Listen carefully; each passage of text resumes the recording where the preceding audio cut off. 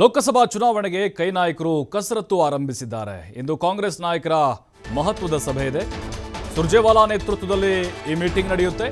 ಬೆಳಗ್ಗೆ 11 ಗಂಟೆಗೆ ಇಂದಿರಾ ಭವನದಲ್ಲಿ ನಡೆಯಲಿರುವಂತಹ ಮಾತುಕತೆ. ಸಚಿವರು, ಶಾಸಕರು, ಎಂಎಲ್ಸಿ, ರಾಜ್ಯಸಭೆಯ ಸದಸ್ಯರುಗಳು, ಎಲ್ಲ ಜಿಲ್ಲೆಗಳ ಪಕ್ಷದ ಜಿಲ್ಲಾಧ್ಯಕ್ಷರು ಸಭೆಯಲ್ಲಿ ಭಾಗಿಯಾಗ್ತಾರೆ. ಚುನಾವಣೆ ತಂತ್ರಗಾರಿಕೆ, ಅಭ್ಯರ್ಥಿಗಳ ಆಯ್ಕೆ ಬಗ್ಗೆ ಚರ್ಚೆಗಳಾಗುತ್ತೆ. ಕ್ಷೇತ್ರವಾರು ಸಲಹೆ, ಸೂಚನೆಯನ್ನು ಸುರ್ಜೇವಾಲಾ ಅವರು ನೀಡ್ತಾರೆ. ಅಂದರೆ ಈಗ ನಿಗಮ ಮಂಡಳಿ ವಿಚಾರಕ್ಕೂ ಕೂಡ ಚರ್ಚೆ ಆಗ್ತಾ ಇದೆ ಮತ್ತು ಸಚಿವರು ಲೋಕಸಭೆ ಚುನಾವಣೆಗೆ ಸ್ಪರ್ಧೆ ಮಾಡಬೇಕಾ ಬೇಡವಾ ಅನ್ನುವಂತಹ ಮಾಹಿತಿನೂ ಕೂಡ ಕಲೆ ಹಾಕ್ತಿದ್ದಾರೆ. ಅಭಿಪ್ರಾಯಗಳ ಸಂಗ್ರಹ ಇಲ್ಲಿ ಆಗ್ತಾ ಇದೆ. ಹಾಗಾಗಿ ಈಗ ಇವತ್ತು ನಡೆಯುವಂಥ ಸಭೆ ಬಹಳ ಮಹತ್ವ ಪಡೆದುಕೊಂಡಿದೆ. ಯಾಕಂತ ಹೇಳಿದ್ರೆ ಇಲ್ಲಿ ಎಲ್ಲರೂ ಕೂಡ ಪಾಲ್ಗೊಳ್ತಿದ್ದಾರೆ. MLA, MLCಗಳು, ರಾಜ್ಯಸಭಾ ಮೆಂಬರ್ಗಳು ಮತ್ತು ಸಚಿವರುಗಳು, ಎಲ್ಲ ಜಿಲ್ಲೆಗಳ ಜಿಲ್ಲಾಧ್ಯಕ್ಷರು ಕೂಡ ಈ ಸಭೆಯಲ್ಲಿ ಭಾಗಿಯಾಗ್ತಾರೆ. ಅಂದರೆ ನೋಡಿ ಯಾವ ರೀತಿ ತಂತ್ರಗಾರಿಕೆ ಹೆಣಿತಾ ಇದ್ದಾರೆ ಅಂತ ಹೇಳಿದ್ರೆ, ಅಭ್ಯರ್ಥಿಗಳ ಆಯ್ಕೆ ವಿಚಾರದಲ್ಲಿ ಮಾನದಂಡಗಳು ಹೇಗಿರಬೇಕು ಅನ್ನೋದು.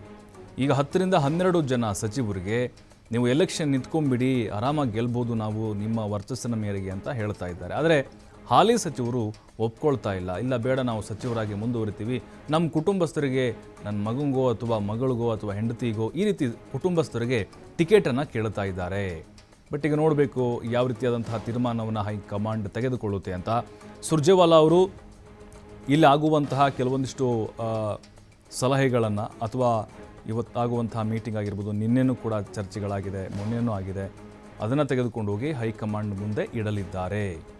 ಕ್ಷೇತ್ರವಾರು ಸಲಹೆನ ಪಡ್ಕೊಳ್ತಾರೆ. ಅಂದರೆ ಟಿಕೆಟ್ ಯಾರಿಗೆ ಕೊಟ್ಟರೆ ಸೂಕ್ತ ಅಂತೇಳಿ, ಯಾರಿಗಾದರೂ ವಲಸೆ ಬಂದಿರುವಂಥವ್ರು ಕೊಡ್ಬೋದಾ, ಅಥವಾ ಯಾರಾದರೂ ಬೇರೆ ಪಕ್ಷದಿಂದ ಬರುವಂಥವ್ರು ಇದ್ದಾರಾ, ಅಂಥವ್ರಿಗೆ ಕೊಟ್ಟರೆ ಈಸಿಯಾಗಿ ಗೆಲ್ಬೋದಾ ಅಂತ. ಈಗ ಕಾಂಗ್ರೆಸ್ ಟಾರ್ಗೆಟ್ ಇರೋದು ಏನು ಅಂತ ಹೇಳಿದ್ರೆ, ಕನಿಷ್ಠ 20 ಸ್ಥಾನಗಳಂದರೂ ಕೂಡ ಗೆಲ್ಲಬೇಕು ಅಂತ. ಯಾಕಂದರೆ ವಿಧಾನಸಭಾ ಚುನಾವಣೆಯ ಗೆಲುವಿನ ಒಂದು ಸವಾರಿಯಲ್ಲಿ ಕಾಂಗ್ರೆಸ್ ಈಗ ಸಾಗ್ತಾ ಇದೆ.